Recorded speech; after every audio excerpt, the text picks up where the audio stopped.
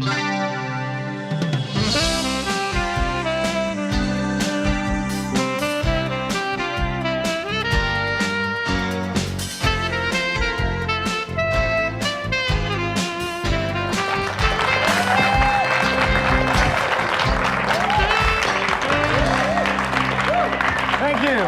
you so much. Welcome to Lifestyle Magazine.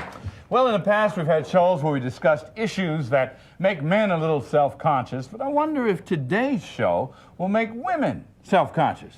Self-conscious? Probably not. I think today's show, because we're going to be talking about breast cancer, has the tendency to make women afraid. Uncomfortable, maybe afraid, maybe a little self-conscious. Now, do you think that people have been more educated about it because there have been articles about it lately? Oh, I think absolutely. It's hard to miss all the information that we are given about breast cancer. But still, that doesn't take away the fear. That actually heightens And a lot of people don't go and get themselves examined, Correct. sort of on the principle of what I don't know won't hurt me, but in fact, what you don't know could kill you.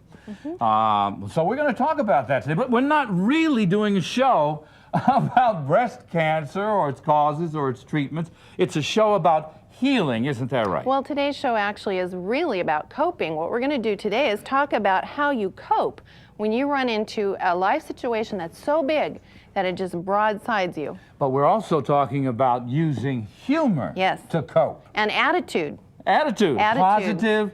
Yes. You know, light attitude. That's correct. I think what we're going to hear today is our guest dealt with tough stuff by the right attitude. Well, I'm always ready to smile. First, we're going to turn the stage over to a very special performer. Please welcome comedian Devorah Cutler-Rubenstein.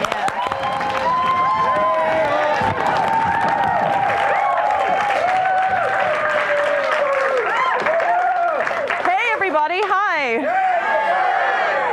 I'm Devorah, and I'm a writer, thank you, producer and director, breast cancer survivor. Welcome to the comedy! Now, a couple of you out there, you know, you look kind of like sad, like unhappy for me. No, trust me, breast cancer, easy. Turning 40 in Hollywood, now that's a fatal disease. You know what's strange, and I'm sure you've all experienced this, is that people don't know what to say when something awful happens, okay?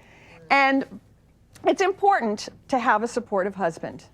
And my husband, I mean, he's great. He's the strong, silent type. But for the longest time, he didn't say anything. And one day I come home, and he's crying on the couch. And I come home, I say, honey, what is it? And he goes, k. He's from New York. And I said, coffee? You want some coffee? And he goes, cancer. And I said, hon, I'm going to be fine. You know, we caught it early. And he goes, not you, Joe Torre, the Yankee manager, has prostate cancer. I said, hon, you know, I'm your wife. You know, I have cancer. He says, I know, but you're not going to lose the pennant. So I had to ask him. I said, hon, are you going to leave me over this? You know, we're all afraid of that, right? And he said, oh, no, I would never leave you. You're heavily insured. It's okay. I love my husband. He's been great. But I mean, I'm not really recovering from cancer. I'm recovering from terminally stupid people, okay?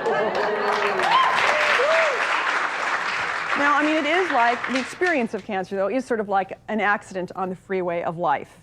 And you do develop the attitude of gratitude, and God love everybody that helped us through this.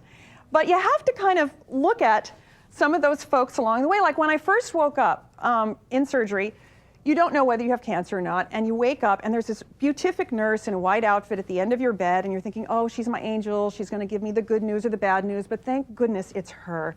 And so you ask her, she's holding a little file, and she says, oh, you know, my sister had the same kind of cancer that you do. I said, really? How's she doing? She died. Very thoughtful. So I have to tell you, though, that these two fingers, the best technology you could ever want. Big machines missed it. These two fingers saved my life. So remember to check yourself or have your special friend help you out. And, you know, my dad said, look, what doesn't kill you will hopefully make you funnier. And for me, every day's a good hair day. I have some. Thank you. We'll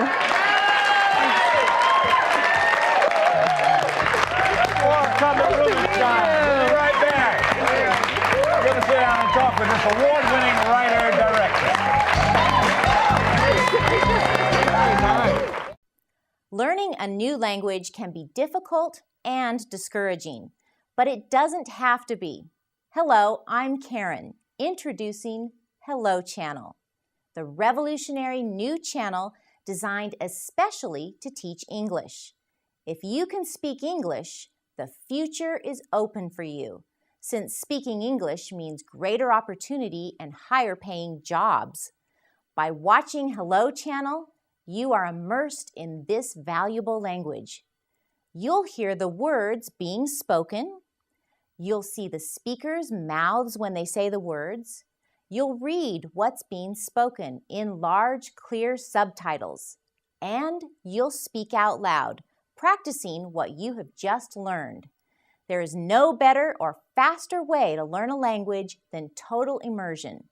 Hello Channel does exactly that. There's programming on every level so you can watch the shows that are just perfect for you. Whether you've spoken a little English, a great deal of English, or none at all, the Hello Channel has something for everyone. Join us for a convenient, affordable, and fun way to shape your future. There's so much in store for you if you'll just say hello. We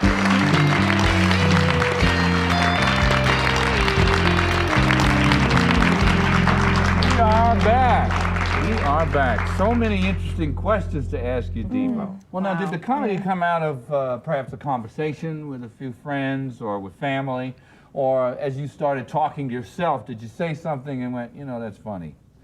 Or did you deliberately decide to write humor, comedy? Well, I'm like you, Clifton. I crack myself up. You know? I always have, you know, from the time I was a little girl putting toilet paper on my, you know, hair, trying to entertain my parents. And so it just kind of happened. I mean, I was teaching a bunch of stand-up comedians because I also, on top of being a producer, I'm a coach. And I noticed that I was attracting a lot of stand-up comedians. And I thought, maybe I'm getting a message. And so I tried a class, and that's, you know, rest Did you is make history. people uncomfortable when you started combining humor and breast cancer? I did. In fact, a lot of people said, you can't do that. It's just too dark a topic. And I said, oh, yes, well, George Carlin talks about death. So you had to persist. And part of it was my own healing. I mean, I was like on this mission to heal myself, to really turn myself inside out and feel grateful. You know, find that gratitude. But now you didn't just start doing stand-up. You've been a studio executive. Yes. But you produced a documentary.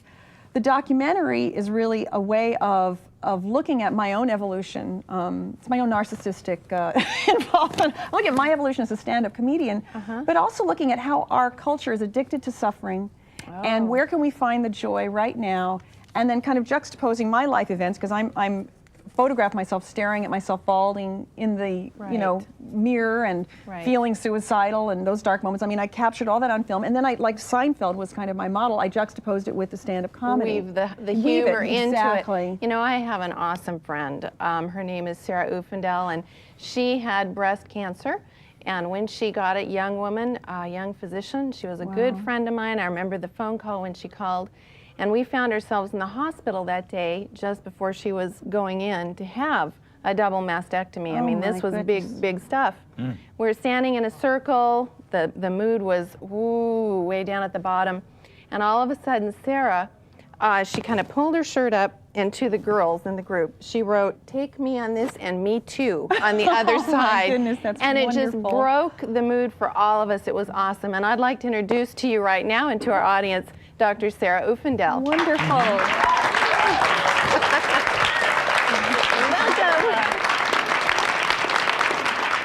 Nice to meet you, Sarah. Well, Sarah, we have come a long way since that day, have we not? Oh, yes, thankfully. And you have had an incredible attitude through this. I mean, you amazed all of us. We all felt like we were the weak ones. Well, you know, some people wondered if it was denial, but you don't know how you're going to go through something until it happens. And I've always believed that a positive attitude and humor help the trip to be more worthwhile. And it really came to the test when I actually got breast cancer. And it's like, can I go through this with a positive attitude without denying what's actually happening? Did you decide right at the beginning, I'm gonna stay up, I'm gonna laugh, I'm gonna find the humor in it, or did you? Yeah, pretty early, because I found it was consuming. I don't know about you. Yes, Consumed every thought I had. Right. And I couldn't get my mind off it, so I went out and rented a bunch of comedies and just watched them so I could think of something else and I could laugh and life could move on. Mm-hmm. There again, humor, helping us to cope, helping us to deal with some of the most difficult moments of our lives. Now, you're a physician, right? Yes. How does a physician deal with this kind of tragedy coming upon them? Because, you know, traditionally it seems as though physicians feel impervious to disease. You know, doctors feel like they won't ever get sick. She feels impervious to everything. I know How her. did this affect you from a physician's perspective? You're absolutely right. I mean, I'm a personality who feels impervious anyway. When you add that to being a physician, I never considered getting sick from anything. And it was a total shock. And then to have the roles reversed and me be the one in the hospital bed, that somebody is leaning over and trying to help, me be the one that is nauseated and sick, and they're medicating, and I'm medicated out of my mind. And it was such a shift in my mentality. I got real insight into what some of the patients go through. You assume when you give them a medicine, they come back a week or two later, you know, that they're doing okay. I think the thing too, Sarah, and with you, Devo, it was so fast.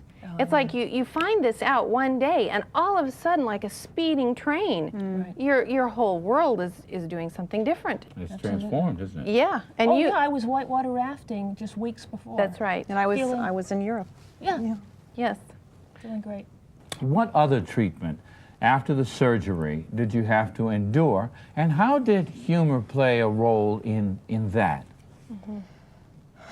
Well, there were times where it was really tough. In fact, there are times where you can't laugh everything away, that's for sure.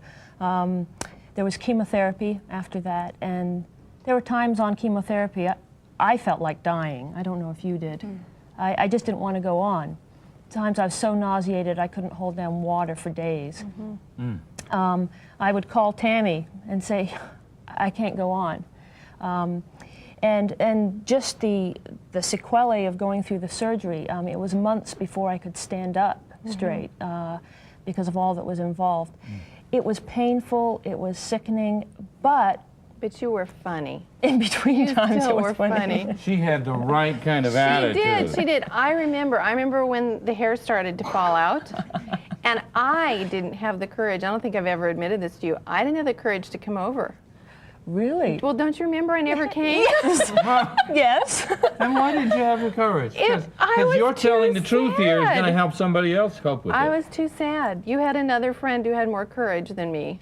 You know, that's interesting because a lot of people, they want to tell you something. They want to talk to you and encourage you, but they don't know how. And in fact, it was interesting from my perspective that I felt more sorry for them because they were trying to be comforting. And sometimes they would mess up. Like one person said to me, "Oh, I thought you were dead. I heard you had cancer." You know, I found myself saying that to a friend of mine who had overcome it, and I never felt more like I'd put my foot in my mouth. 'Cause he had gone into recession. Right. He was doing fine. Unbelievable. Well, I mean, between the two Remission. of you. Yeah, remission would be. Did I say recession? Yes, you did. Oh my goodness! I mean, But it wasn't depressing like a recession. I'm so sick. See, when you talk fast, you can sometimes mess it up. Well, she's got a documentary which she deals with the death of her father, the loss of her cat. My goodness, a yahrzeit and 30-year class reunion. She's put it all in this. I want to know about that, and I want to know how you keep a good attitude. And we'll do that when we come back.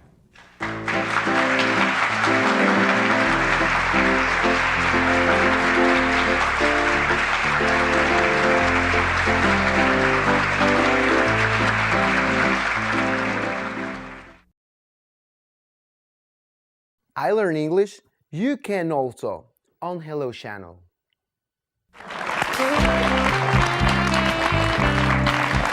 We're talking to two great ladies who are breast cancer survivors. And Devo, I wanted to ask you, you put all of that stuff into this one documentary. Why?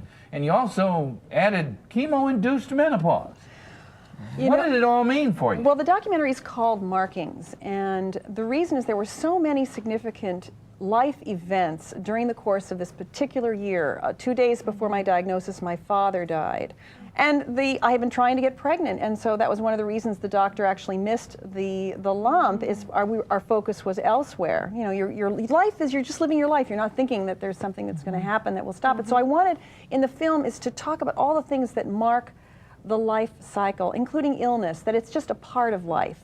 It's not something that we can avoid. It's just an inevitable part of it, and whether we like it or not. And so that's why I included all the life events. And I think listening to Sarah afterwards, you know, we talked a long time, sometimes at night, and I would say, well, if you had it to do over, you know, how do you feel now? And you still have this most incredible take on this that I'm not still convinced of, but you might convince me in a while and tell everybody what that is.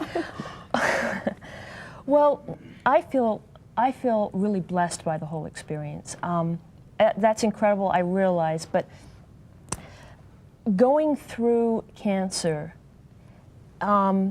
everybody I knew, all my friends and my family, they surrounded me with so much love and so much care. Everybody just uplifted me. And I'd never had so much attention or love before in my life. And it's not that nobody ever loved me before, but it was all so concentrated in that short period of my life that I just lapped it up. And I can honestly look back and I can say it was the most beautiful while also being the most horrible experience I've ever been through. like it that you say it is a gift. It's the gift you don't want to open or get, but when you get it, it's what you do with it. I think absolutely. And I believe life is certainly it happens to you. We can't control it; it just happens. But our response to it is where we can choose. Now, Sarah, with your patients now, how has this impacted what you say to patients? I was in the hospital a few weeks ago on the neurology service, because that's my service, not breast cancer, and I saw a patient lying in there with the same packing and the same mesh over her, and I knew. You knew what she'd had a double mastectomy. And I couldn't help myself. I just went up to her. I had no relation to her, but I just went up and I said, I've been there. Wow. It means so much when people do that. It really does. The slightest, I mean, talking to, now when you start knowing that other people have had it, and you realize just the littlest smile. I mean, people don't have to do that much to encourage you. They think they have to say, oh my gosh, or it's really just holding a hand and being there, doing grocery shopping and listening to the jokes and bringing. For several years, I worked with the Children's Miracle Network, and I also was a part of a program out at Loma Linda University, where every Christmas we would be with little children who were dealing with chemotherapy and having cancer at the Ronald McDonald House. And I tell you, we tried to give them joy for the moment we had them in our lives. Just give them joy with music, with encouragement, you know, with toys. And sometimes it was difficult to see that some of those children weren't there the next year. But what really made us happy was seeing that others were there. Others had hair. Others' hair had grown back. And I'm looking at all this hair on your head and I'm thinking, this has grown back. This is a very positive thing. Tell us what are some of the outcomes of the treatment that you've had? I've had so much fun with the hair. Most people just dread that portion of it, but you know, I painted my head a couple of times, had a friend paint my head. May I ask what colors? Yes. One time it was just kind of a psychedelic swirling color. Another time it was the midnight sky with stars and a moon and everything. And I went out, you know, went and saw a movie and people would go, The reality is you guys have gotten such great attitudes about this. Now, I know you had some weird things. You told us about that earlier.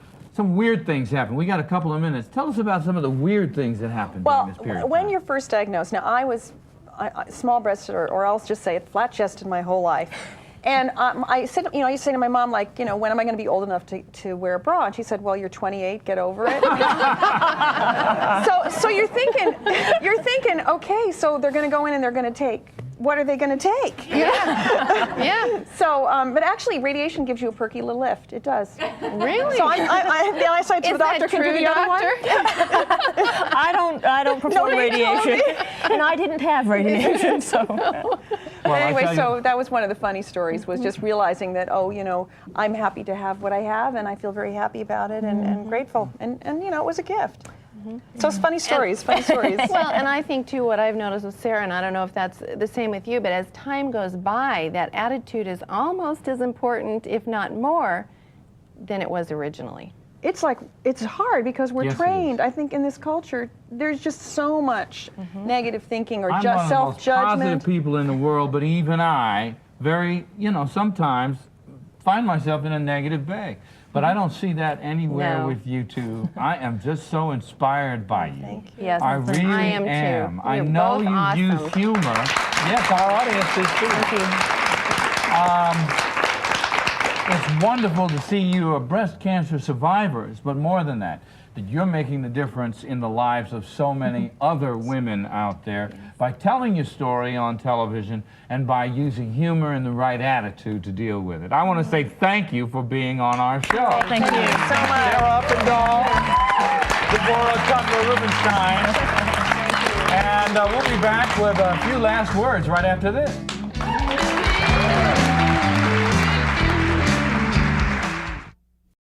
Learn English at home. Just say hello.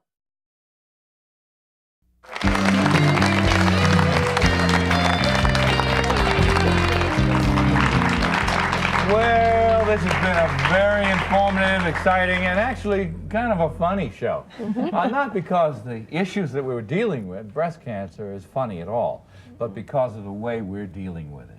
And Sarah, parting words of wisdom to those folk out there facing something really big on attitude. I'd like to leave with laughter does benefit us.